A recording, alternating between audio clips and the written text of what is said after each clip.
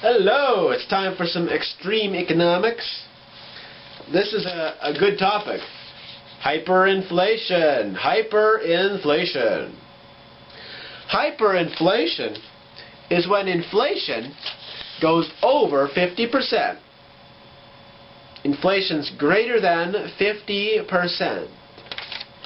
So, if inflation, the price of stuff next year goes up more than 50%, again and again, every year, more than 50%, that is considered hyperinflation. So, now what causes hyperinflation? Well, there's generally three things. The first is a loose credit policy. Loose means like lots, credit means loans, and policy means government policy. So, the government is creating a lot of loans. The government is creating a lot of loans. They're printing money and they're just giving it out and lending it, and it's just interest rates are low, and then inflation starts to just build on itself. As inflation gets higher, people borrow more money to buy stuff.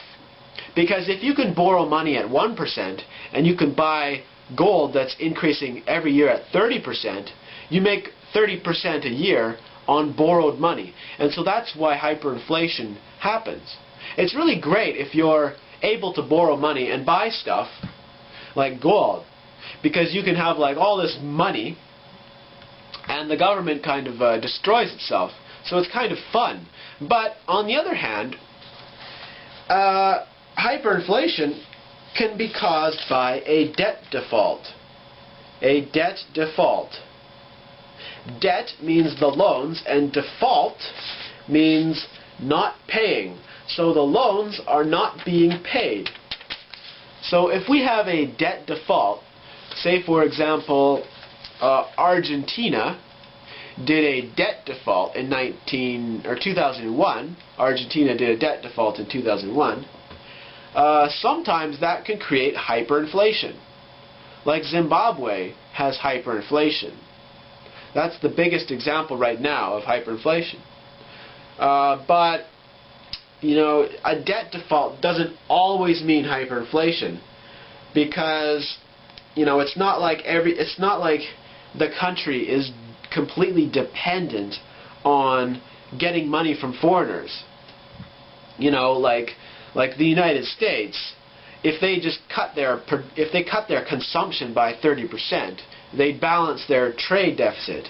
They'd have imports and exports would be the same, so they wouldn't have this inflation spiraling out of control. Because when you default on your debt and people don't lend you stuff, it becomes very expensive to buy from foreigners, because you have to first export something. And if you have to import before you export, you have to get loans, and that's very expensive. So that's why hyperinflation happens when a debt default situation occurs. So, the third reason for a hyperinflation is a lack of production manufacturing capacity. Okay? So lack of production capacity is like, remember Germany when it was after the war and the entire country was destroyed. So they couldn't build anything. So all they could do is print money to try to have people buy stuff from other countries. And if you're not building anything, then you're not exporting, and your currency drops, so prices increase, and when it gets to 50%, it just kind of gets out of control, and that is hyperinflation.